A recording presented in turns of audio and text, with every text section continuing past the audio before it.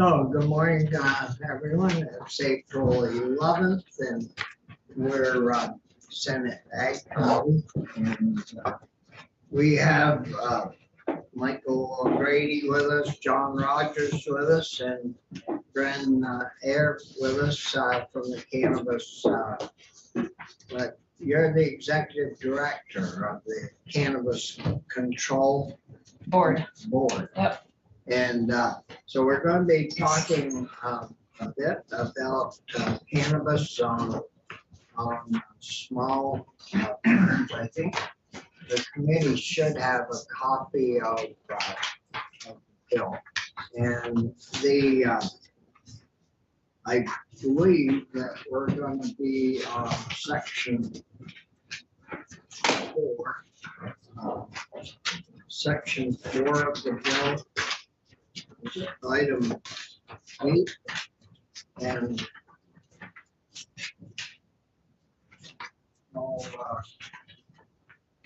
that's on page 5, I believe. And then we go over to the page at the top of page 6 is number 5, and I don't know if Michael wants to do or Brent. Well, I haven't actually worked on 270 at all. I've been working on separate language that would address cannabis cultivation as agriculture. Yeah, so that's not in H270. Yeah, you haven't put it anywhere, right? I haven't put it anywhere. Yeah, so why don't we do yours, Brad, and then we'll have Michael explain what he's gotten maybe to add to this, and then we get your comment. Have you got a little bit of comment? I do. Yep, Okay. I can say. Well, welcome. Thank you. I don't know if you know everyone, but we can run around quickly. Yeah, Ryan Collmore, representing the Rutland District. Irene Renner representing Chittenden North. Nice to see you, Brian Canty, if anything, really nice to see you. Good to see you, better you than Pepper. Rich message. And, so welcome, and we'll give you a shot at that. Okay, sounds good. So for the record, Brent Hare, Executive Director of the Cannabis Control Board, here to talk about H270 and specifically the portions of that bill that address the proposal to add another license type to the slate of licenses that the Cannabis Control Board is authorized to issue. And it's specifically a propagation license type. So as the chair noted, the first portion of the bill that's relevant to this section is at the bottom of page, nope, it's at the top of page 6, which is some additional language to the Cannabis Control Board's mandate to craft rules. And it is a mandate for us to develop rules concerning propagation license types. And you do this for every set of licenses that the board issues. The legislature has given us a list of things that the board needs to consider in developing rules for that license type. So the language here on page 6 directs us to include certain provisions in our rules governing propagators. And this language is lifted from the language that you directed us to craft rules for cultivators around. So it's very similar language requiring us to develop rules for propagators. It's very similar to the rules that we develop for cultivators. And then if you turn to page 9, that is the actual statute that allows for the propagation cultivator license. And it allows a propagation cultivator to cultivate not more than 3,500 square feet of cannabis clones, immature plants, and to test, transport, and sell clones and immature plants to other licensees, so licensed cultivators, and test, transport, and sell cannabis seeds to licensees and to the public. So it would allow this license type to create immature plants, sell those immature plants among the licensed supply chain, but not to the public, but also to sell seeds to the public. So if you look at and then the fee for this license is $500, and that fee is on page 12.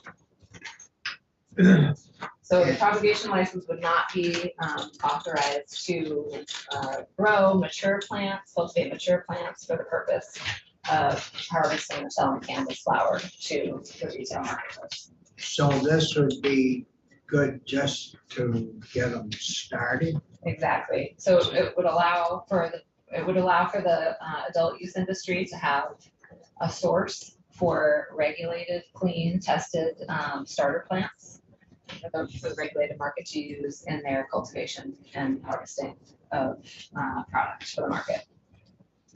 And 3,500 feet, is that medium or large or? It's around a medium size for an actual cultivator.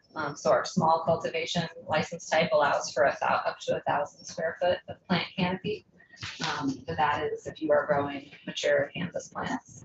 So 3,500 square feet is larger than that, but again, the value of these plants is smaller than the value of a mature flowering cannabis plant. Right. Thank you, Mr. Chair. So Brent, I feel like I missed a chapter here somewhere. I think I know what a cultivator is, but I'm not sure I know what a propagation cultivator is. So what- Yes. Yep, sorry, I should have started a little more simply. This is also called a nursery license type. So it is a cultivation license type, but it only allows for the grower to produce immature plants. So plants that are not reaching the mature flowering stage. So sometimes it's referred to a nursery license in other states, and it really allows the business to specialize in genetic research, for example, to try out different strains, developing new strains, and provide clean and tested source material for cultivators that are growing mature plants. Okay. Thank you. Irene? So who's doing this now? Are the small cultivators propagating also? I'm confused. Right, so the way that the legislation was drafted, it allows for cultivators to have a certain amount of plant canopy. And plant canopy includes all of your growing space. So it doesn't include where you store your inputs or things like that, but it's all of your grow space. And small cultivators are allowed to have up to 1,000 square feet of canopy. But because most cultivators want to maximize their use of their canopy space for flowering mature plants, they're finding that there is not really sufficient room for them to develop their genetics or keep a stock of immature plants. So in year one, as we're just kind of approaching the end of our first year of being up and running, in our first year, the immature plants came from likely the illicit market. So as we move as we become a more mature marketplace, it's important for us to have a license type that ensures that all of the source material is coming from a regulated business. Any other questions? This is like me buying a sim. So, Pretty much. Yes, so for this license type, you would not be able to sell those seedlings to a member of the public. Seedlings could only be sold to another licensee. But they're doing the seedlings and. Exactly.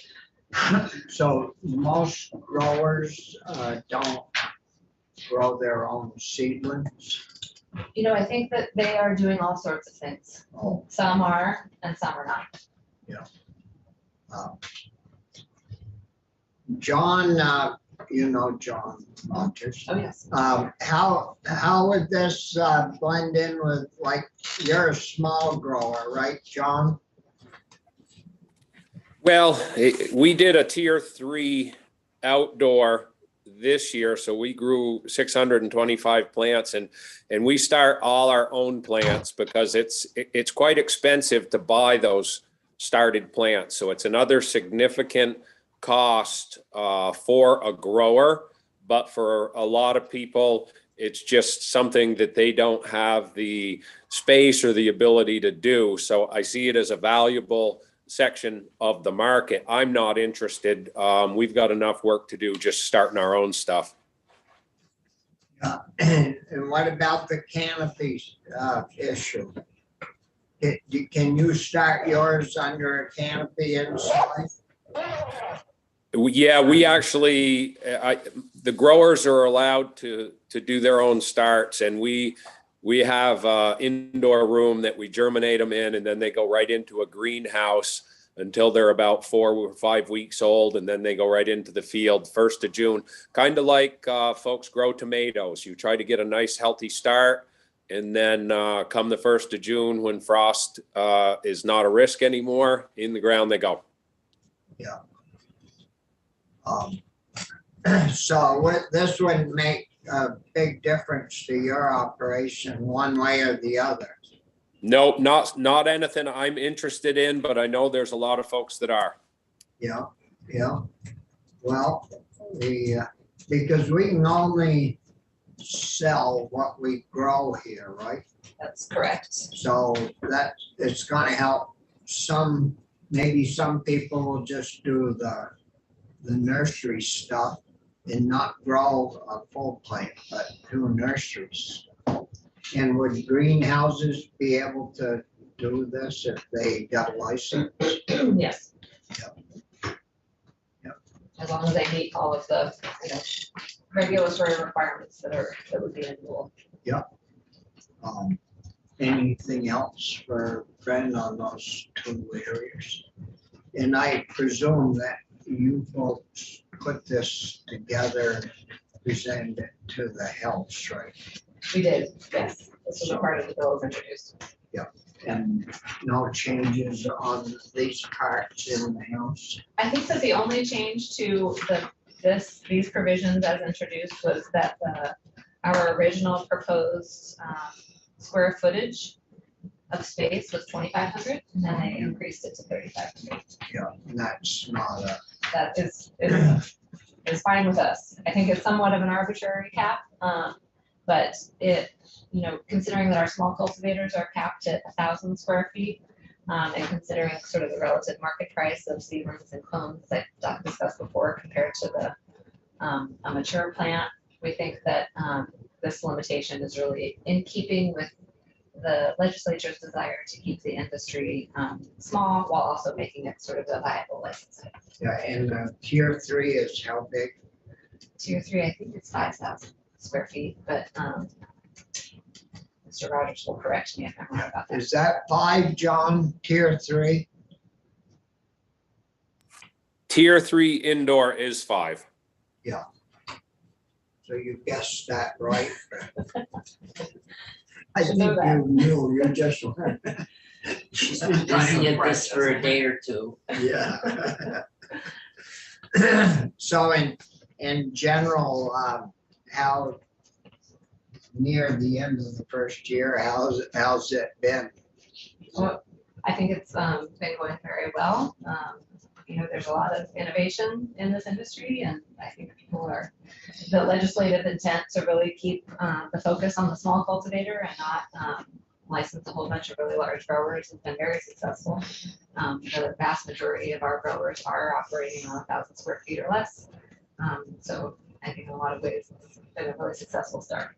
Yeah, well, that's good. And the market is using what the farmers are growing, or the producers, so the sales are keeping up with the growers? Yes. So far, I think that the market has been able to meet the demand. Because we are still in the early stages, there may not be the diversity of products on the market that you will see when we are a little more mature. Next year, for example, there may be a broader variety of products that are available because we have to use everything that we're growing here. The full supply chain has to happen here. So we started issuing our cultivation licenses in the early summer. Started issuing manufacturing licenses towards the end of the summer. So a lot of these businesses are really still getting up and running. And I think next year we'll see an even broader array of products available in retail stores. And the bump that we ran into up north, did that ever get resolved? Very close to a resolution, yes. Where the problem came from? Yes, so that investigation is complete, but we are still sort of in the, we are still in process with resolving the issue with the licensee. I would say that will be complete in the next couple of weeks, and then those documents will become public. John, did you have any specific questions for Brent on these issues, or? No, not on that issue at all, Senator Starr. When you get to where you want me to go over my issues are more about all of the things that need to be done that aren't in the bill, and realizing this is the only vehicle moving in the building these days.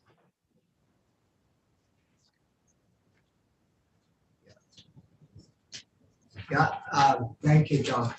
So you can hang around a little bit. Yeah. We'll have Michael through some of the issues that he's been dealing with for us. Morning, this is Mike of City Council. As just to provide context for the issue I've been looking at, you have to realize that there's two different forms of the cannabis plant that are grown in the state under two different regulatory programs. There's hemp, and then there's cannabis, adult cannabis. Now, hemp used to be regulated by the Vermont Agency of Agriculture, but they have abandoned their state-approved USDA plan, and now if someone wants to grow hemp in the state, they have to apply to the U.S. Department of Agriculture's hemp program. And that program has very specific rules related to who can be licensed, how you get your license, what happens if you grow a product that has more than 0.3 THC, and some penalties that are potentially severe. Now, what makes hemp unique well, not necessarily unique, what makes hemp different from cannabis in Vermont is that hemp is regulated as farming. Cannabis generally is not regulated as farming. In fact, in statute, it says that a cannabis establishment shall not be regulated as farming under the RAPs or other state law, and cannabis produced from cultivation should not be considered an agricultural product, farm crop, or agricultural crop for the purposes of use value, for purposes of the sales use taxes, or other relevant state law. However, in 2022, or actually 2021, sorry, I can't remember the exact date, but you said that notwithstanding that language I just read you, that cannabis cultivation is not farming, a small cultivator who initiates cultivation of cannabis outdoors on a parcel of land that was subject to the RAPs prior to them getting their cultivation license shall be regulated as the same manner as farming, and not as development under Act 250, shall not be regulated by municipal bylaw in the same manner that the required agricultural practices are not regulated by municipalities, shall be eligible to enroll in use value, and shall be exempt from the sales use tax or the 3 to 4 sales use tax exemptions for agriculture. So it still is not farming. It only receives those 4 regulatory benefits, because most of you know farming gets much, much, much more in regulatory benefits. For example, you don't need a licensed electrician to wire your barn. You can withdraw groundwater without a groundwater withdrawal permit. You can operate your ATV on a highway that's adjacent to your farm. You can operate farm trucks between your farm and the destination without getting registration or license. You can do a lot of things when you are a farm, but this language for small cultivators does not extend to all those other regulatory benefits. It's just they're going to be exempt from Act 250, exempt from municipal bylaws. They get to participate in use value. They meet a couple of criteria, and they get the sales tax exemptions for agriculture. So, I mean, a cannabis grower doesn't really need a farm truck that I wouldn't think you can get. I don't know if they had a few chickens or a few cows, they could still get ag plates. Because that's talking about no registration. I'm wondering if they'd qualify for. Well, that's an interesting discussion, because what I think you also need to take into account is what happens when there's a farm that's doing multiple types of agriculture, forms of agriculture on a farm. First, if you're going to try to do hemp and cannabis on the same farm, underneath the USDA program, as soon as you have cannabis on a hemp licensed farm, you have to destroy it. So anything over 0.3 that is raised by a USDA licensed hemp producer needs to be destroyed. And if they found that you grew that hemp that exceeds 0.3 with a state of mind greater than negligence, whatever that means, they can enforce against you, including felonies. So that's very significant. And when you look at, say, NRCS, the Natural Resource Conservation Service of the U.S. Department of Agriculture, I have a handout from Oregon, which is a handout for their NRCS inspectors about what to do if they go onto a farm where cannabis is being grown. The NRCS inspector basically can provide technical assistance to that farm, but as soon as they find cannabis on a farm, they have to remove all funding from that farm. Even if that farm is diversified and does 10 different types of farming other than cannabis, as soon as they find cannabis, that farm is no longer eligible for NRCS financial assistance, the entire farm, not just the portion that's dedicated to cannabis cultivation. So what they have, it's actually kind of basically a guide for how to grow cannabis and still get NRCS funding. It says that they have to meet a test for substantially separate. If you have substantially separate operations, the cannabis can go on, can be cultivated on that separate operation, and you can get your money for an NRCS on the other operation. But you have to show that the labor is different, that the equipment, you have to show 3 of the following 4, that the labor is different, the equipment's different, the management is different, and production or cultivation practices are different. And then you can be determined substantially separate. Grow your cannabis under your state license and get money from NRCS underneath the USDA programs. But remember, you can't grow hemp and cannabis on the same parcel anymore, because if you're USDA hemp license, you're supposed to destroy that cannabis. Cannabis is still federally not allowable. So when you sign an NRCS contract, you sign a contract that says you're going to comply with all applicable state and federal law, which includes federal drug law. So if they come out and find it they pull, that's a violation of your contract with them, and you don't get financing for your entire operation. So NRCS, they don't run under all the same rules, so from one state to another. They generally do for any of their financing programs.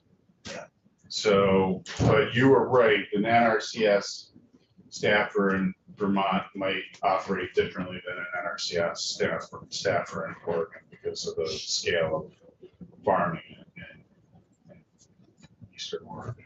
Brian? Does the inspector have to report Yes. anywhere in terms of the violation of law? Yes. Because when we had the lady in last week from NRCS, they said one of their main things, why farmers like working with them, is that they don't have to report things to the Agency of Ag or Agency of Environmental Conservation. I thought that's what I heard. Well, I'm sorry.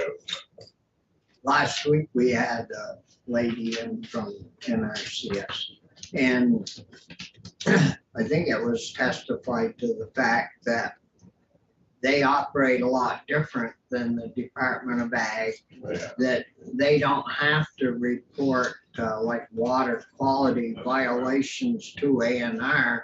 So what they do is help the farmer correct the violation and move on. And then if ANR comes to visit or Ag, they're in compliance.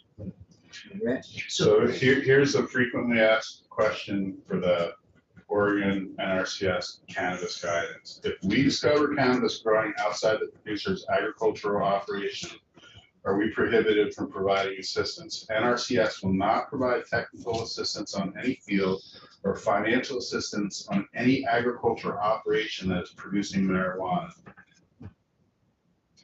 That's in Oregon. So that's, Oh, that's US. yes.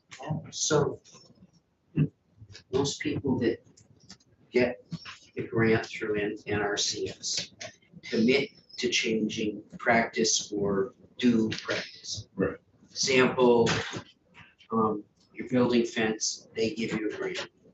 And they're really easier to deal with than our ag department is to do that. But you sign basically an agreement that for a certain period of time, you're going to do something. You know, generally 15 to 20 years that you're going to do something. Would there be any way that they could ask for the money back? They've handed you a grant, then you go into cannabis and it Oh, after the fact. was there any way that they could go back on anybody? If you satisfy the terms of your grant, like you apply for NRCS DNP funding for stormwater system to prevent stormwater from leaving your production area, then that grant is over and you've complied with it. I don't think that they would claw back that money. You are still engaged in completing the terms of your grant, and you may not have received all of your grant. I think it's possible, according to the terms of the NRC agreement, that NRCS agreement, that they require reimbursement. The only reason I ask is when they present a contract to you and you're in a grant application. And the only experience I've had with it is building fences on a piece of property. You have to commit within that grant that for a certain number of years that you're going to have cattle, you're going to do what this is. I get it that ahead of time, if they know that you've got a couple acres of cannabis, that they would pull out. But you haven't, I don't think you've completed the terms of your agreement until you've farmed at least the number of years they put into the contract. That's my only worry. So again, this is guidance to the NRCS field inspectors. If you see cannabis being grown on any field of an agricultural operation, you may not conduct any activities related to financial assistance program participation on any part of that ag operation. So their financial assistance, Is going forward, not looking back. but when a producer signs a conservation contract with NRCS, it's expected that they read and understand the contract language that states that the producer agrees to comply with the terms and conditions of the contract and all applicable federal, state, tribal, and local laws. This includes laws pertaining to controlled substances. But I think it's very possible that there's a term and condition in that contract that says if you violate the terms and conditions, including the applicable federal, state, tribal, and local laws, that you may be required to reimburse. So, well, we got a farmer up there that does actual farming. John, you're listening to all this, I take it. Yes, sir. And I know one of the issues is that, you know, if you grow hemp, that hemp should be under a state jurisdiction. And have you run into anyone that's had a problem with them losing any of their ag rights, or? I've not heard of anybody getting in trouble for their ag rights, but what I have heard, see, a whole bunch of us, there's only, I think, 30 folks that were licensed to grow hemp the last year the ag agency did it. So that would have ended in 22.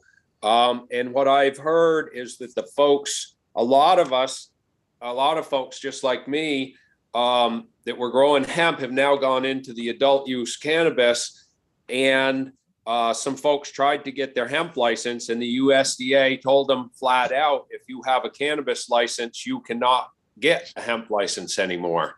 And that's why I have discussed this with both James Pepper and Kerry Gajer, and they believe, as I believe, it would work. What I would like to see is the CCB offer a license that is cannabis under 1% THC Delta 9.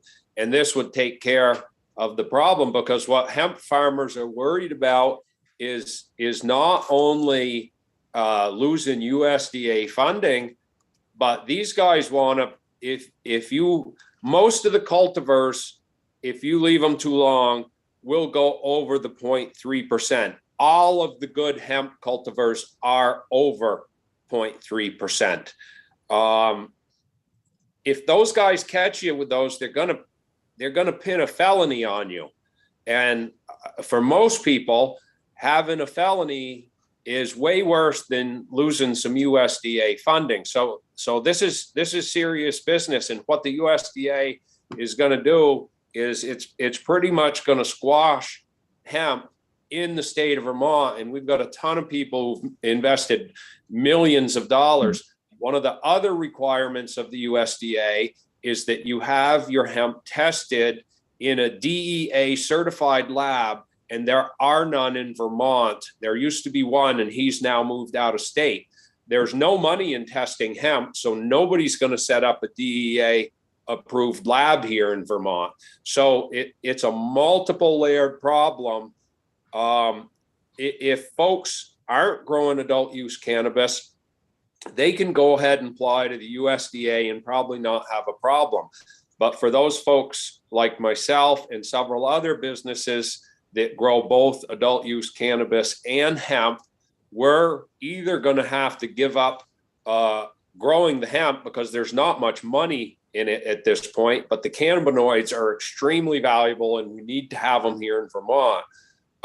So I think the only way around it is we don't even call it hemp. We don't call it a hemp program. We offer a license under the CCB that is for cannabis under 1%. Brandon, have you folks talked about that at any of your meetings? And is there, could we just do away with the hemp issue and call it all cannabis? Yeah, I mean, I think what I'm hearing is that so there's this desire to increase the THC threshold for hemp, so it's above that 0.3% threshold. Yeah, it would be under 1%, right, John? Yes, and just for clarification, Carrie and I worked on this while I was in the Senate, and in Vermont statute, you can grow hemp up to 1% as long as it goes straight to the processor and your final product meets the 0.3% threshold. So we had made that adjustment several years ago, even though it's a bit outside of the federal bounds. But that got amended last year. Oh, did they undo what we did? Yeah, I can't remember exactly what was done, but I will find it. So do we have any hemp farmers left in Vermont? There was about 30 at the end of 22. And I know from talking with Welch's office, they've been contacted by several of them that are struggling. You know, none of us want to operate illegally or in a gray area. But a lot of folks have invested a huge amount of money and have a lot of customers that depend on their CBD and CBG products. And if we don't do something here in the state, the feds are going to yank it right out from under most of them. So, Brent, is our new lab, once we get it up and going, is that going to be US approved? A DEA, certain, probably not, no, because we will be doing testing of high THC cannabis products. Yep. That's There's your problem. There's no money in testing hemp, so nobody's going to set up one unless they can test THC and hemp, because the THC market is where the money is. So in order for hemp to be shipped out of state, it's got to meet that federal standard that's in the Farm Bill, the 0.3%. So I think that what the proposal is if the board were to issue a special type of license that would be different from just an adult use license for the hemp producers, so they could grow hemp that was above that 0.3 threshold, that product would not be able to move outside of state lines. So the growers that are, I think, growing hemp and shipping it outside of the borders, they wouldn't be able to do that anymore. Might be done. Yeah. That is true, that you wouldn't be able to send flour out, but as long as you have it processed and your products are compliant, you can ship those products out of state.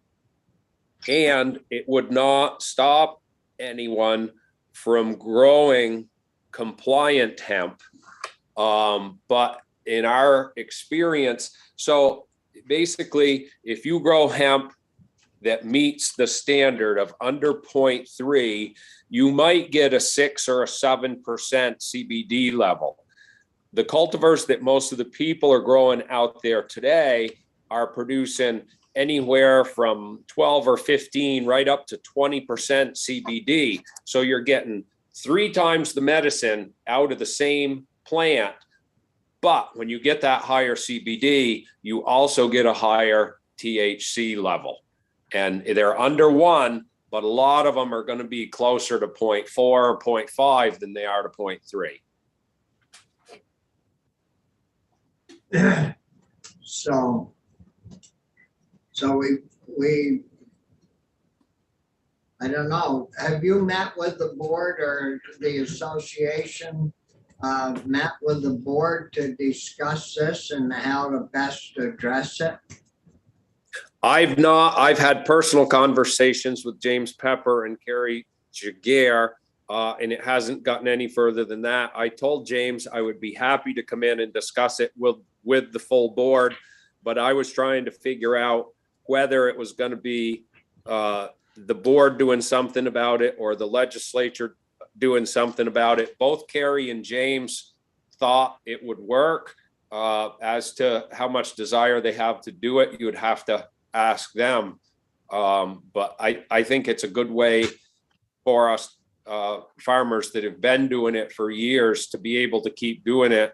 Otherwise, we're going to have to give it up. Well, I doubt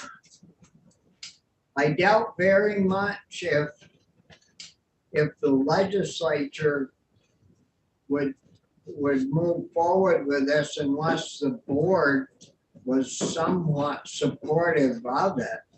And because the monkey is certainly on their backs if things really go wrong. And I think they're trying to stay away from any additional controversy, you know, at this point in time.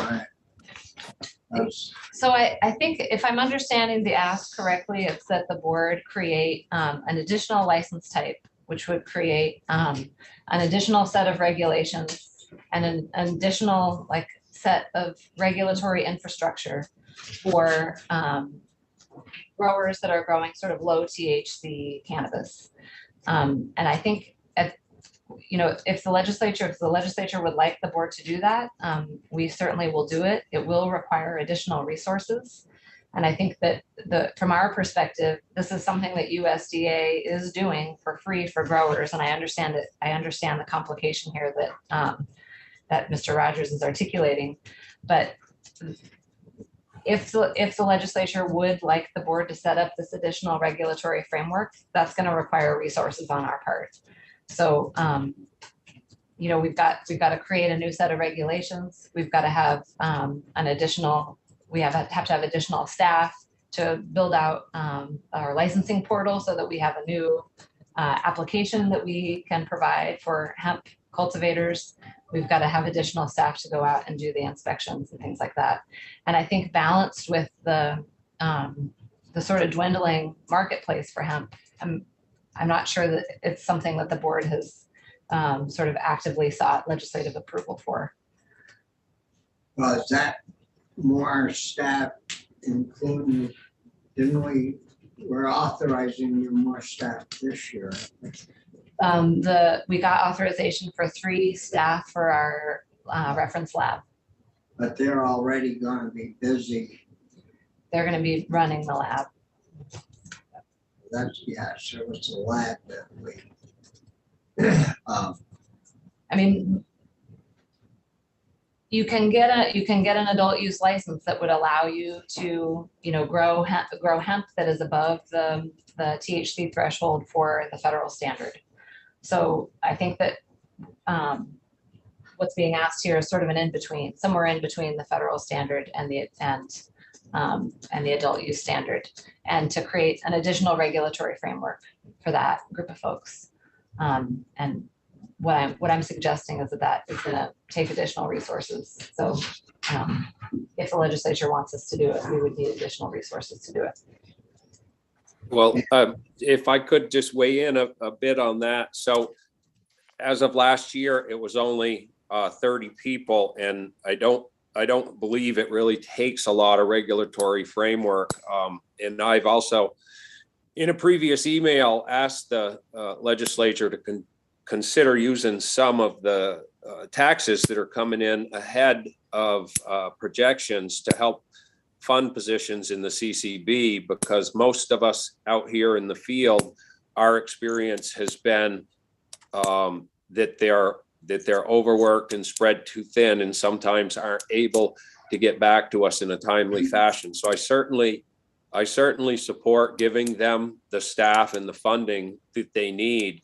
But from my perspective, nobody is going to grow hemp under a cannabis license because the licenses are too expensive when compared to the value of the product. I have to grow the highest THC strains I can to get the value out of the license.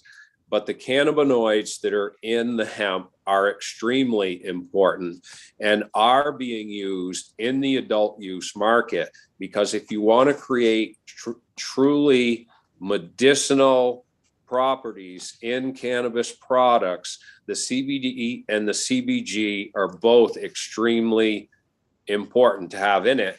And I'm just worried, you know, we in the state, we created this hemp program and got tons of farmers excited about it. And, you know, a bunch of them came and went like the wind.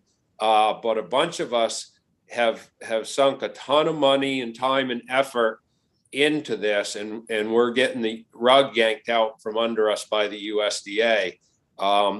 Hemp wouldn't need any regulation as long as it was under the 1%. I think it is a simple fix, and I certainly wouldn't want to push forward with it if the board didn't support it. But in my conversations with James and Carrie, I thought that they both thought it was a good way to allow Vermont farmers to continue growing something we've been growing for years.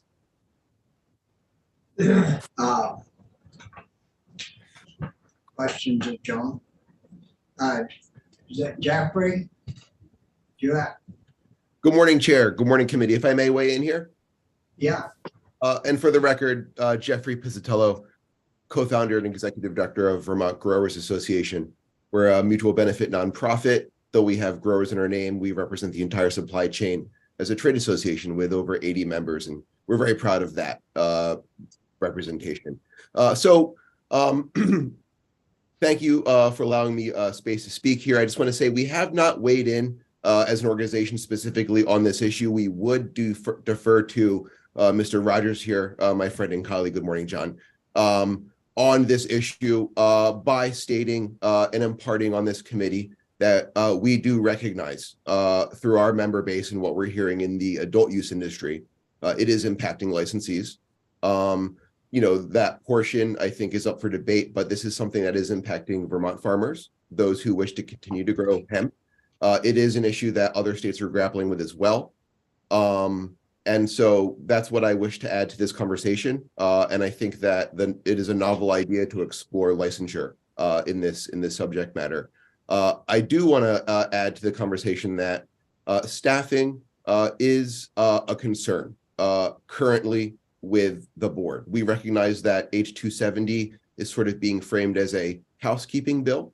I just want to share that we are seeking 2 additional staff specifically for licensing within the CCB. We believe that is an urgent matter, and it is a housekeeping matter. It is germane to this bill, and it speaks to really a lot of the issues that are at hand here. It is taking several months for the board to get back to individuals with regards to product registration, and this is relevant to the conversation we're having now. This is licensing staff. So again, I have other issues to weigh in on, notably around the propagation license and expanding the agricultural benefits in 158. So I'm going to stop there. And thank you. I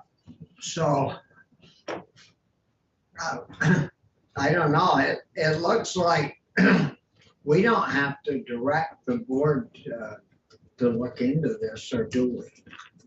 I No, mean, that,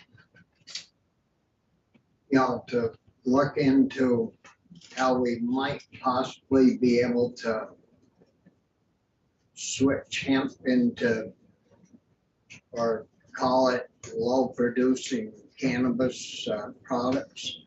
You can meet with the growers, or do you do that as a rule? Have people into the meetings?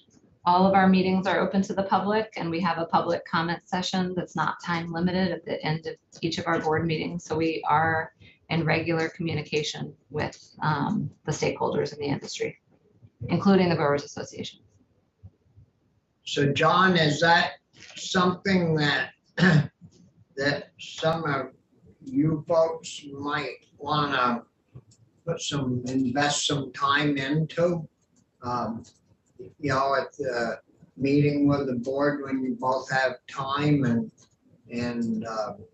I don't know if they have their meetings on Zoom like us or not, they do. So, Yeah. you know, it probably wouldn't have more than an hour-long meeting on a subject matter, I would think.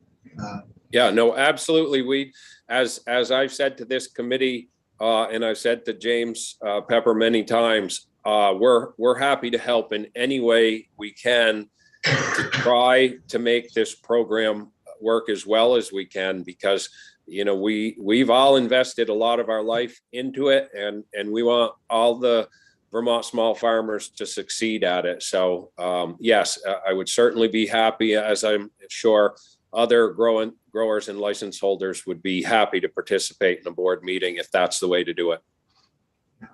Well, I don't know, committee, that sounds like if they could get that done this spring or summer, then it would be a fresh roll come next winter, and we're all gonna be back unless we die off or move away or somebody kidnaps us or some lucky thing.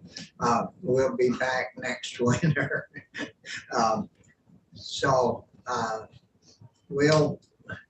I don't know if you put a request in, John, or Brent can put a request into our board, and as their workload changes from time to time, they fit you guys in. Absolutely. Yeah. Yeah, I'll, Bryn, you advise me whether you want to make the request or you want me to reach out to James, but I'm happy whatever I need to do. Nope, I can do that. And Excellent, make thank sure that you. One of our board meetings has it on the agenda. Okay, great, thank you. Michael, did we have you looking at anything else? Well, there's a larger question beyond just the licensing of hemp or low concentrate cannabis, as whether or not you want to extend to all cannabis cultivation the regulatory benefits of farming. If you want all cannabis cultivation to be considered farming. Well, I think that's a toss-up because if you're a full cannabis farmer, then the conservation districts, the USDA, all those things are gonna get thrown out. Maybe not the conservation districts, but USDA, they're. But it would exempt any cannabis cultivation from Act 250, from municipal bylaw regulation. It would let We them already got that. participate, only for small cultivators. Was that why, is it Charlotte's in there? Charlotte is, and I don't know all the details of this, so it's just hearsay for me, is apparently trying to adopt municipal bylaws that would make it difficult, if not impossible, for medium or above cultivator to operate. See, we are just the small guys, but even the big guys at 5,000 feet. Well, it's not very big. 5,000 square feet's a pretty small area. I mean, you can't put a house hardly on 5,000 square feet. Plus, you have a 5,000 square foot house, well, You do? Yeah, no, that's not too bad if you do.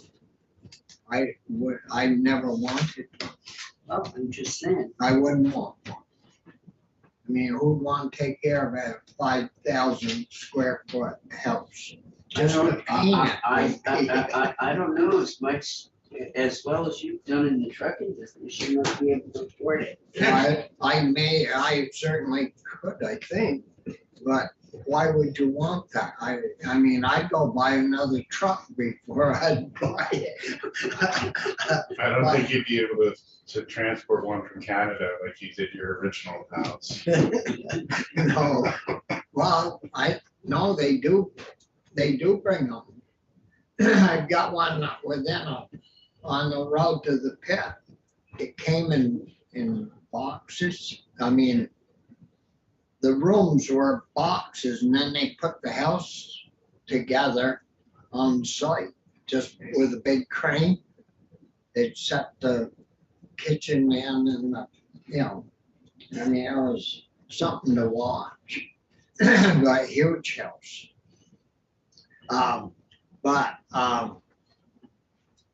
So, Brenda, do you get a lot of issues on the 5,000 square foot? Complaints about The that, municipal zoning? other than Sherlock? No, but I will say that, the market is immature and there are You can do away with the big lots anyways, right? Or, the board is considering whether to close tiers 4 and 5 for indoor cultivation. Yes. so it'd be all outdoor. No, we would still allow for indoor cultivation, but just the first 3 tiers, so tiers 1 through 3. It's not a decision that has been made yet. The board is considering whether to close those larger indoor tiers. Yes. Yeah, The gentleman's attention. yeah, John? Yes, Senator Starr, what the growers I have been in contact with are hoping for is that the ag language would apply to all outdoor tiers as well as the mixed, which is the 1,000 foot indoor tier, and the smaller indoor tiers. Because, like you said, it's not like it's a huge section of land, even if you're a tier 4 or 5 outdoor. It's still a pretty small parcel. And we would love to have the ag language apply to us. And I am in extreme hopes that the board does do away with the tier 4 and 5 indoor, because those folks are loaded with money because it's so expensive to set those up. And from what we've seen of the folks that are setting those up, they're multi-state operations with lots of money behind them. And I'm afraid they're going to try to undersell the local folks in a race to the bottom. So we're super concerned about those large indoor grows. So would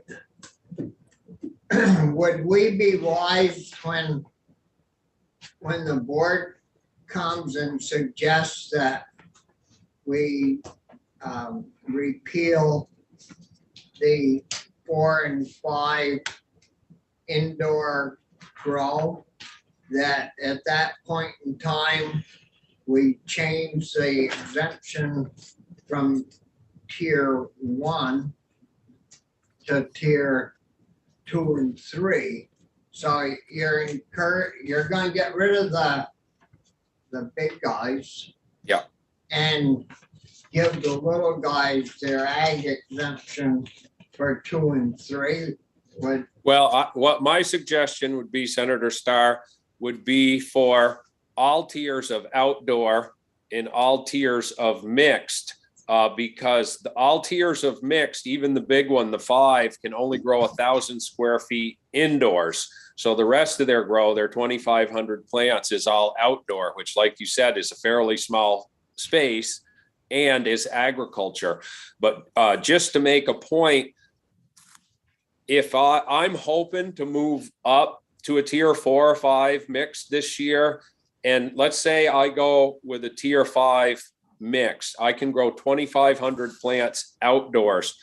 A tier 5 indoor grower will grow approximately 5 times as much in a year as I can, but their license is only about approximately twice as much as mine. So they're getting a wicked deal on the license compared to mine, because I can only grow 1 crop and they've got it set up so they're getting multiple crops a year.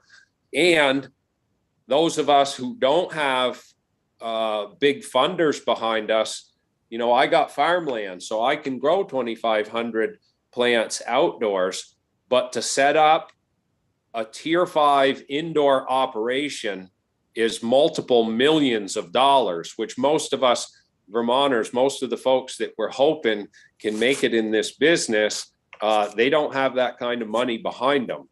So I'm hoping for all the mixed and the outdoor stuff, we can extend these ag benefits. And I'll get to you, Jeff. Brenda had her hand up here. I just wanted to clarify that the legislature gave the board the authority to close the window for any license type. Oh, so that's already done. So the board can do that without legislative approval to close and not accept any more applications for certain tiers of licenses. And what about, John was just talking about tier 5 with outdoor growing. That would still be allowed.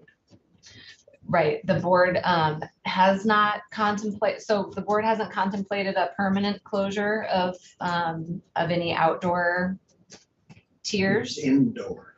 Right, so the contemplation right now is whether or not they should close those larger indoor tiers.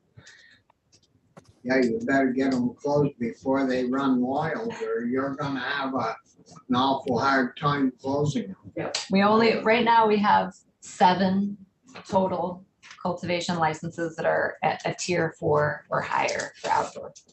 Outdoor. Yeah, John? And Senator Starr, one of the things that I'd like to point out to the committee is, from my perspective, the way we should be growing as much cannabis as possible is outdoors. I really struggle with using all that energy indoors, growing a plant that grows best in a healthy environment outdoors. It's a giant waste of resources. The electric bills for these big operations is just ungodly. And that's why, from my perspective, I want to continue to encourage more of the biomass, the stuff that gets turned into the distillate to get put into all the edibles. It should all be grown outdoors in the sun and not be grown using excessive amounts of energy under lights inside a warehouse. And so my hope is that in the future, more folks will be growing more plants outdoors the way plants were meant to be. And as with growing of most plants, it would be considered agriculture. Jeffrey, you had your hand up. Yeah. Thank you, Chair. I just want to echo what John and others are saying here. And I just want to impart that the industry, what we're hearing from our members and the sentiments throughout other licensees, there is overwhelming support for these matters, and that's why we consider them housekeeping. So for instance, expanding the ag benefits, understanding that we're not totally jumping into defining cannabis cultivation, outdoor cannabis cultivation specifically as ag. We're not, going ahead and calling it farming. We're just simply asking to expand the benefits that were started in this committee last year through 158 to the other tiers. And to remove current use. So those 2 eligibilities, just lifting them and making sure that this expands to all portions of mixed use. I just want to say that the town in Charlotte, we are the licensees that are actively dealing with that municipality issue. that's material to them. There are other towns that not necessarily have gone through that fight, but they have expressed to licensees that there are issues here, and they actually had to move. So this is not being captured in the media. The CCB, it may not be rising to the level of the agency, but I want to share with this committee that it is like an active fire that's burning in the industry. And by simply this year through 270, expanding those ag light benefits to all tiers of outdoor and mixed use is essential. And it does have overwhelming support of the industry. That's something that they're looking for this year.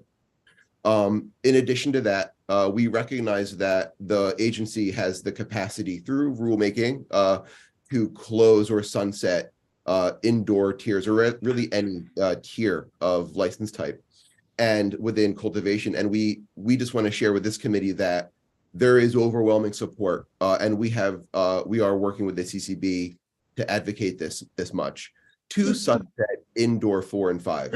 And we take a different approach. John raises some excellent points, and we agree with those points, reasons why the board should close indoor 4 and 5. Another side of that coin is it's the type of market we want to cultivate at this point in time in Vermont. We want to advocate for not just growing outdoors. There's no issue with the large tiers of outdoor production right now. They're all great. In fact, they're pretty moderate.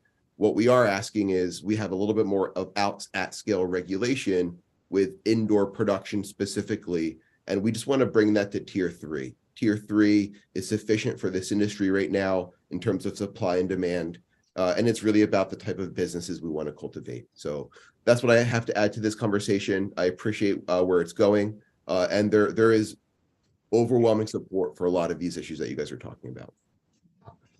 I know Dave Metzko stopped in last week one day from Charlotte. He had the big greenhouses, but he sold them. He's got a little land left up there, and he said that Charlotte's giving them an awful hard time about being able to grow any cannabis. So, do you think the board would? They don't really care whether they're considered ag or not ag, right? Well, the board is supportive of, the last year the legislature created that set of exemptions or benefits that apply to the small outdoor growers.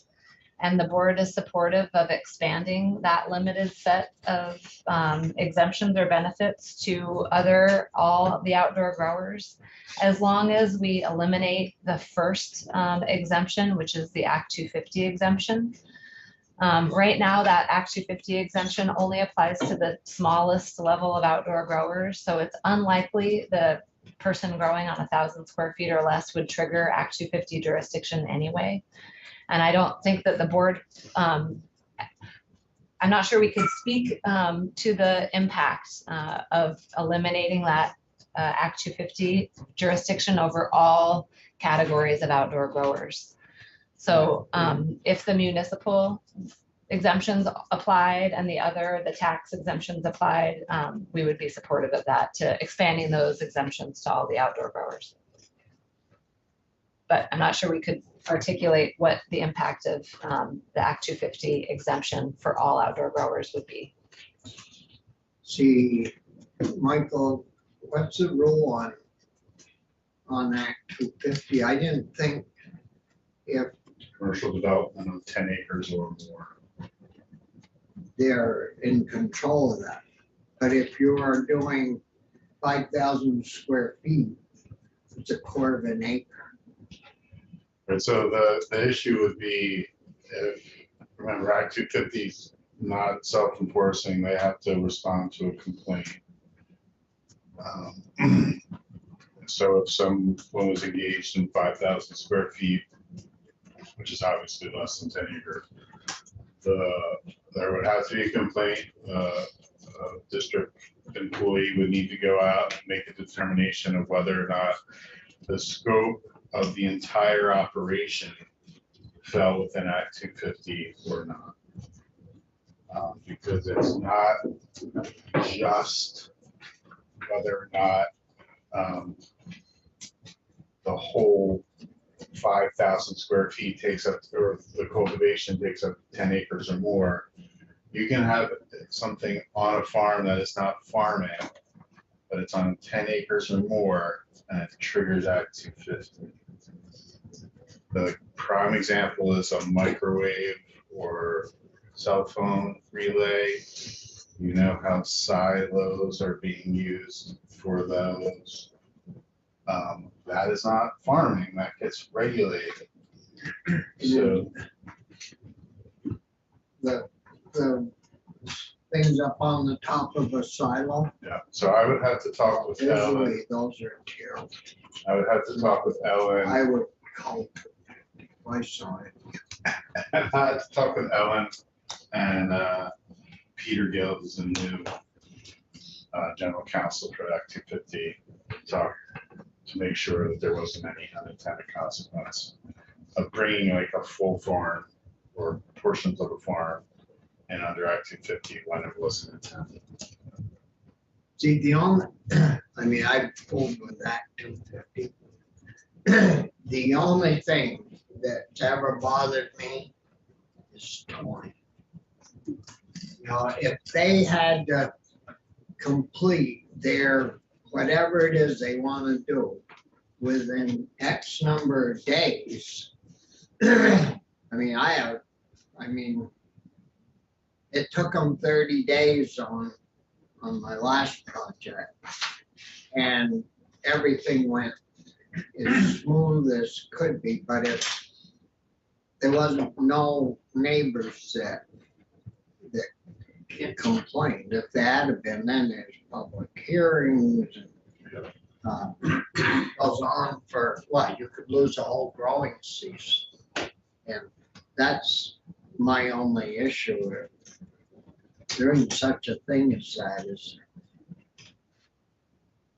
where it would limit their scope to a given number of days or months or years. Yeah, I don't think so, but I have to check. Richie had it. No, I was just gonna make a comment. It's generally not the Act 250 process itself that slows you down. I have a small mill in my district. The engineer and the lawyers to get ready to apply for Act 250 have taken them almost 2 years. And they spent $120,000 to get ready to apply. That's where and it's hard to get an engineer right now. But, so, yeah, you have to hand everything to the commission. Yeah, you have to hand it all ready to go, and that sometimes is really the crux of where the difficulty lies. So Johnny, if we go the route of exempting everything, doing well by you guys, except for 250, you still got the hardest part of the apple to chew. Yeah, and from my perspective, it seems silly. You can plant 100 acres of corn and not go through Act 250, but we're talking about planting a couple acres of cannabis and you think you should have to go through Act 250. It doesn't make any sense at all. And as you know, most farmers don't want their farm to have to be under Act 250. And quite frankly, like Richie was talking about, all the folks that I know, I mean, we've got 3 people in our family.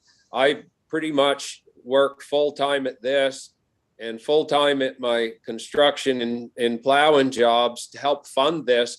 None of us have had a paycheck yet off the cannabis business, and we're putting every bit of money that we've made back into the cannabis business this year so we can move up a tier or 2 and hope that we can make enough money to actually get a salary next year. So I don't know where anybody thinks we're going to come up with enough money to hire lawyers and go through Act 250. And then, like Senator Starr said, we've all seen Act 250, and it is not a fast-moving beast. And so as soon as somebody gets thrown into Act 250, you might as well just cancel their license because they're not going to be growing for a few years. So from my perspective, it's one of the most important pieces of legislation that we need is to give the outdoor growers and the small indoor growers these exemptions so that they can operate in a way that is somewhat financially feasible. It's awfully expensive. It's like the license we're looking at this year is $19,500 just for the license. And that's just the beginning of the cost, believe me. And they just keep adding up and adding up. So our input this year is probably going to be $50,000 to get set up and ready to grow this year's crop. There's no way that anybody in my position and all the folks that I know in manufacturing and processing are at the same point. They've invested everything they have. None of the folks that I know have made any money yet other than enough to keep their process rolling forward. And we're all investing heavily in the hopes that 2 or 3 years down the road, we're actually drawing salaries and making some profit. But let me tell you, unless you've got big investors behind you, there's nobody rolling in money yet. Well, welcome to the world of agriculture. Yeah, don't I love it? I work 3 other jobs so I can afford to farm.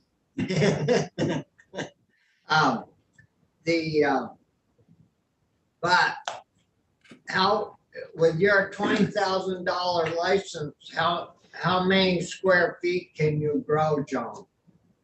It's 2,500 plants. And see, from my perspective, Senator Starr, one of the things that bothers me with the square footage thing is people try to pack too many plants into square footage because they figure they're getting paid per plant.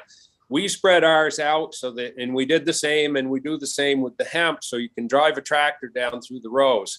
The healthiest plants have air moving all around them. We spread our plants 6 feet apart and our rows 10 feet apart so that there's air currents going through them at all times. It cuts down on pests and fungus and all the nasty stuff that wants to get into cannabis. But even spread out that much, we'll only cover 2 or 3 acres with that 2,500 plants. So it's a very small parcel, very spread out. And then we do something that we think everybody should do, but we plant a huge amount of wildlife food plots and pollinator plots and beneficial insect plants, all in the fields that we rotate our crops from and all around our crops to benefit the wildlife and the bug life that's so important to having healthy organic crops. And so this all takes a little bit of extra land, but environmentally, we're setting an example for what people should do in the environment to benefit both the water quality and the wildlife. So what about if you had a small grow license, little John had a 5 small grow license, and Brenda had a small grow license. So 3 of you each had your own plot. Would something like that work? Yeah, I think you could get around some of the regulation that way, and that's what I'm saying. It just seems silly that we have to play games to get around regulation when it's pretty easy to open up the ag benefits to all the outdoor and mixed tiers. As I said, the very biggest one is only going to take 2 or 3 acres. So let me see here. Outdoor 5. So 20,000 square feet is the biggest outdoor. 3,500 or 37.5. So just under an acre. It's not even 40. How much? 37.5. So 37,000. It says on my list here, outdoor cultivation, tier 5, up to 20,000 square feet or 2,500 plants. You're right. I'm at tier 6. Apologies, tier 6. Yeah. This is Yeah, not- so it's a very small parcel. So 2,500 plants, you can use up to 3 acres. That's about what I use because I spread mine out so far.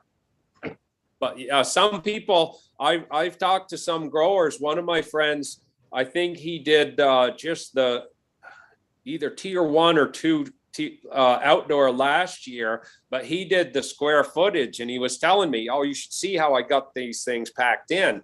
Well, maybe you can grow more plant material that way, but it's not the healthiest way to grow them. They want to have that airspace around them.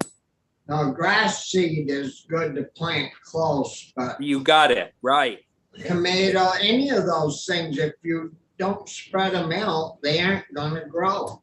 Right. They're not going to grow to their full potential if they're not spread out. But if I may, Chair. So I just want to add that, what you're hearing from John today, is reflective. I just want to be clear of many, many individuals in the industry. There are just over, I believe, 400 approved licenses to date from the agency. Nearly 300 of them are cultivators.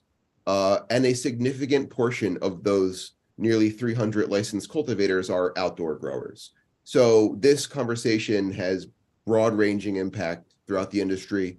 That is why I'm here, and what you're hearing from John is to express that there is broad support for expanding all of these allowances that you guys have established in 158. And I just want to share, Chair, and this committee, we have offered, I believe, Graham of rural Vermont sent you an email. So our coalition has sent you guys recommended language for this specific issue. And we think that that language reflects what John and I and others are asking for in 270. And I'll just add, this is also, these hardships that we're hearing also speaks to some of the other topics of conversation that we wanted to raise today, notably around direct market access for seeds and living plants in the propagation license. The more that we can allow producers, especially small producers, to have market share through direct market access, the more we can begin to alleviate and tackle some of these structural issues that we're all speaking to. Well, I think the way the discussion, the board and you guys are in agreement that you should get rid of those larger tiered indoor grow, are supportive of promoting the outdoor grow to tiers up through to 5,000 feet. Outdoor, the maximum outdoor right now that's open is the tier 5, which is up to 20,000 square feet or 2,500 plants. Okay, so that would be the max, and there, the producers are in agreement with that. So the only thing that, Brent, if you, I don't know if you were in on any of the discussion, but if you were, you let us know. What was the purpose of agreeing to the ag exemption except for the Act 250s? Leaving that in. What's the purpose of keeping the Act 250 part in the half acre growth? So I think that the discussion really centered around the legislative debate that happened last year about this exact issue.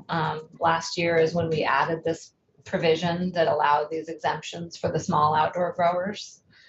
And the legislature had some debate about who these exemptions should apply to, and they ultimately wound up limiting it to the small outdoor growers, given the policy considerations about larger cannabis businesses being exempt from Act 250 and also municipal authority.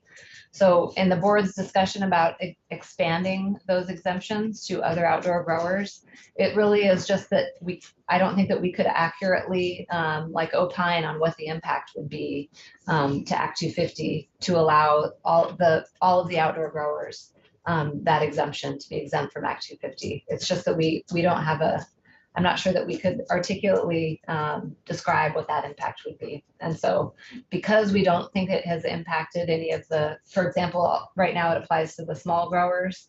And because those grows are so small, Act 250 jurisdiction probably would not have been triggered anyway. We're suggesting that you just remove that one and then apply the rest of the exemptions for all outdoor growers. So you don't think that would affect these growers anyways, or the board? I don't think Act 250 jurisdiction would be triggered anyway for the small growers. And I'm not sure if it would for some of our larger growers. You know, if a farm is growing up to 20,000 square feet of canopy, but they also have a farm structure that they're putting up to do drying or curing of their product, it may be that Act 250 is triggered. And do you know of any particular reason why we couldn't call cannabis an agricultural product? Is that only because if they were getting any benefits from USDA or NRCS, that they would get canceled out from those groups? Well, I think that there are broader implications of calling cannabis an agricultural product. Your legislative council has shared some of them with you. There are more than I am prepared to discuss right now. But the issue that we are seeing come up is the municipal issue. The municipal issue is a significant one for businesses that are operating now. That there are businesses that are trying to operate within the bounds of their license. And the municipalities are imposing really onerous restrictions on that license that are going to have the effect of prohibiting that licensee from operating in that municipality. And I think that really is contrary to the legislative intent. There is a provision in statute that says that municipalities cannot prohibit a cannabis establishment from operating within their borders if it's not, unless it's a retail establishment, which has a separate opt-in procedure. But there are 251 or something towns in the state, and they are all doing their own thing. And some of them are, flexing in this industry. And it is, I think, having a negative impact on some businesses. So I think that's where we really see the issue lying, is this municipal authority is creating some inequities in the market. And we certainly agree with allowing the expansion for outdoor growers for that exemption from municipal authority. Mr. Chair, I'm seeing that in my own town, or nearby town in Essex Junction. We've got somebody who's been appealing against the local council, their local control board, and it's not really. Oh. So this resonates.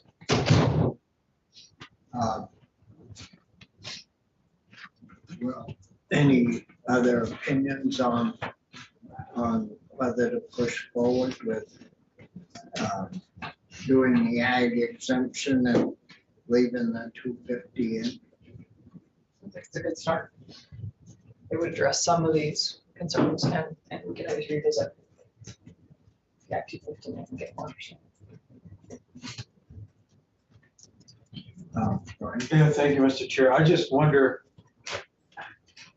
we wouldn't be talking about 90% of this if it wasn't federally impactful. And that's a whole different topic, I realize that. But I'm also wondering, the more we sort of finagle and change this, do we run the risk of increased spotlight on the state? That's one question, I guess, which could have impacts in terms of enforcement issues down the road. But I wonder what other states are doing with it. We have our own Act 250. Other states must have some sort of land use development regulations as well. Michael's mentioned Oregon as an example of at least a potential problem with some of this in terms of the funding. But I don't know what to do. I mean, it seems like if you turn left, it's not right. If you turn right, it's not right. I don't know which is the best way to handle it. I'm sympathetic and I know John Rogers fairly well and I don't want to necessarily see our, small farmers and small business folks impacted negatively if we could do something to help. But I don't know what the right move is, I guess is where I am. So maybe I can ask Michael to kind of weigh in on some of that. Yes, have you done some research on?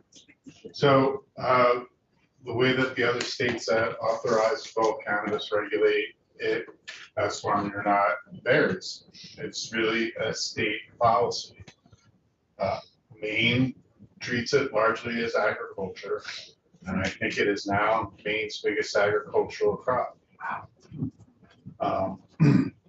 Whereas in California, it's legal to grow commercially in California, but local governments can ban its cultivation, distribution, and sale, and many local governments have. And then you look at Washington, and Washington regulates it as kind of a commercial or industrial business, and they have a full guidance document on all the laws that are applicable to it, and there's no exemptions really. You have to comply with everything that any other business would. So it varies, and what also varies is how farming is regulated from state to state. Maine and us are pretty equal. Similar, right? Yeah. But say some states do allow municipalities to regulate where farming is going to be located, whereas in Vermont, that's not the case. So it's hard to say or pick any one particular model from another state. I think it's really what you want to do underneath your legislative policymaking authority.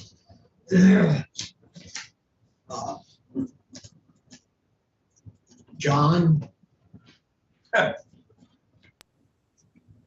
Senator Starr, from what I know about as the policy moved through initially, there was very few senators, but one in particular, legislators, it was actually in the House, that really didn't want it to be deemed agriculture.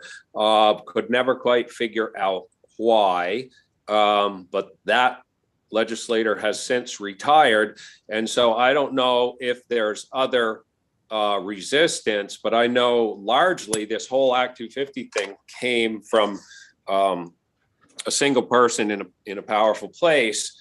And I'm sure she had her reasons, but from my perspective, this is one of the most important things that we can do if we want these growers to actually be successful. I mean, what boggles my mind is we're only talking about not even really an acre of land. And yeah, I think now, don't you have to have 2 acres to put a house on? Isn't that for municipal zoning and stuff? No? No, it depends from town to town. So, But we are basically talking about the size of a lot of people's front lawn.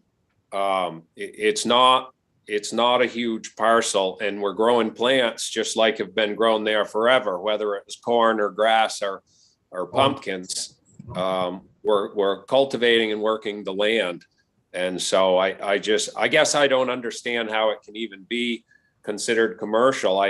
I see if you're building a warehouse downtown to do a big indoor grow, I would say that can be called commercial, but when we're growing outside, it sure seems like ag. And as I pointed out before, I don't think we as growers are wanting anything to be deemed under our ag agency. We want them to be considered agricultural practices under the CCB, for land use purposes.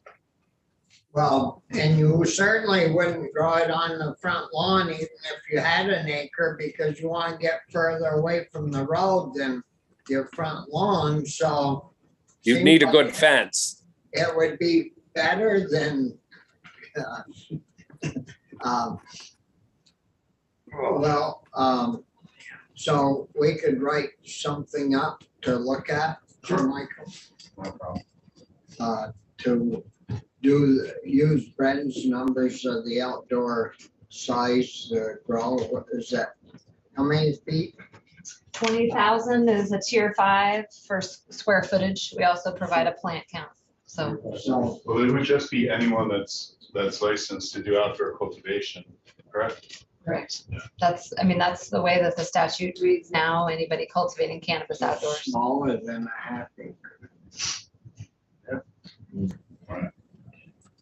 And if I may, Chair, I would just make sure that portions of mixed use, it's a different cultivation category. So we've got indoor, mixed use, and outdoor. Be Mixed use outdoor. category has portions of it that are outdoor. So making sure they're included as well. Thank you. And the board would support it as long as we left there. I think they want to avoid a war. I doubt that, or you got a brave one.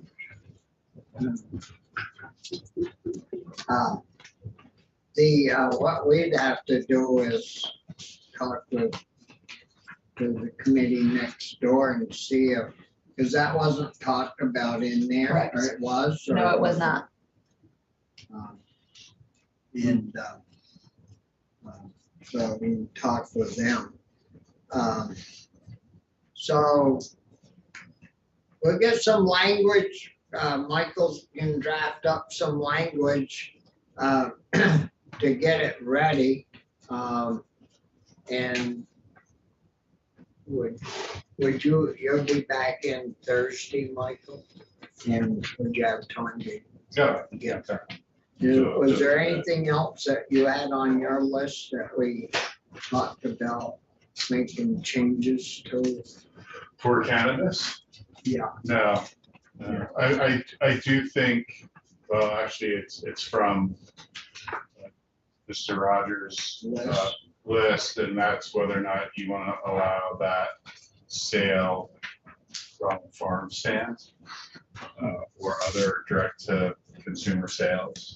I think, John, you're gonna have to just sell the milk off from your cows at your farm stand. You ain't I'm gonna- milking you ain't goats gonna be now. able to get cannabis up there. It's a priority, but that's not the highest one right now for me. I know it is for some other folks, but I think this ag language and the Act 250 language is probably as important as anything out there, though there's quite a few things that are important. And unfortunately, as H270 left the House, I don't think there was a single thing on that list in the bill. So it'd be good if we could get one or two in it. Well, and I thought about the request at the farm stand. We did a bill dealing with something about farm stands, and we found that there's all types of farm stands in Vermont. There's some that are just sitting there with the products and you drop your coins in the jug or jar.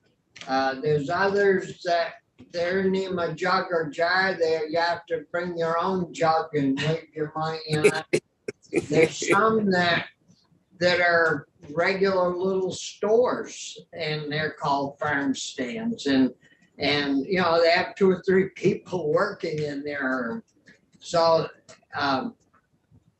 I guess my thought is before we go that route, we've got to get it better defined, and because there's be no way of patrolling it or collecting the money or any of that. And so I think if we could get done a couple of these other really important things, it would be good. Yeah, I totally agree. John must realize one step at a time. And sometimes they're slow steps, aren't they, Senator Cullimore? Yeah, they are. If you can do 2 steps and just back up 1, you're 50%. Graham, you wanted to jump in here? Yeah, thank you, committee. Graham Unang Strufanuk, Policy Director at Rural Vermont. I just coming into the conversation late this morning, but I wanted to affirm our organization's support for shifting the language in relationship to what's currently listing a number of exemptions for the smallest tier of outdoor cultivation to basically include all tiers and types of outdoor cultivation. And you'll see that we've sent you language specifically around this. Happy to see O'Grady's going to work on some as well. And one of the things we included as well was just getting rid of the portion which says that on a parcel of land that was subject to the REPs prior to licensed cultivation of cannabis. So that's just saying that even if you weren't a farm prior, if you're cultivating outdoors in cannabis, that you also are essentially treated in the same manner as farming. And that's really an equity issue for beginning farmers, for people who are trying to access this, so that it's not just people who currently have land in agriculture who are able to be considered in this way. I was going to say, if this does come back to committee, or if you feel like it's helpful, we have a number of people who become willing to come in and speak to the importance of this change in their lives and for their businesses. And we'd be happy to bring them into your committee or others. Lastly, I know the propagation license is a part of this, and I see that as an agricultural aspect, and we're definitely in support of this license coming out that supports propagation, so that folks do have a legal source of sourcing plants, both people who are cultivating it in their home gardens, but also licensed cultivators. But maybe Jeffrey mentioned this, but we've included language to you as well that reduces what was changed to 3,500 square feet back to 2,500 square feet, and included language that would allow propagation licensed people to sell plants directly to the public as well as seeds. So otherwise, they're only allowed to sell to licensed cultivators, I believe, in the bill. And what I have heard from a number of farmers who have called me, for people who, for example, produce starts for their communities, is that they've called me at Rural Vermont and asked, wow, how can I get in and sell starts to my community? I'd love to grow plants, sell a few hundred to community members who want to produce. And I said, well, there's actually not a place for you essentially to do that right now, unless you want to buy a full-on retail store license. So I think in order for this propagation license to be really relevant, both to producers, but also to community members, we could increase the public sales allowance to include immature plants to the broader community as well. And a last change there is also to allow smaller tiers of cultivators to directly sell seeds and immature plants they produce themselves without a supplemental license. I agree that these are sort of the priorities right now. We'd love to see a different, direct sales for especially smaller tiers of producers. And we have submitted language to that. We'd be happy to talk more about that. But I think we do agree with Senator Rogers that, we need to get some of these things passed. They're going to directly impact people's livelihoods and farms this year if we do not. And I know Senator Rogers maybe spoke to you about some of the challenges with the hemp program, but that's the only other thing I would bring up immediately. And I haven't heard that much about that. But I'd be curious to hear if there's been any conversation about that. Thank you all. Yeah, thank you, Graham. Farm Bureau, do you have a position on this issue? I do not at this time. We haven't heard from any of our members.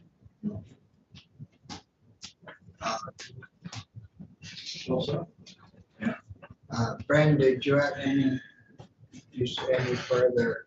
She's got that grin. Happy to answer any other questions, but nothing else. Yeah. When does the board meet again? April 24th. We meet the last Monday of every month. So they would be supportive of the ag language exemption as long as the 50 stuff is.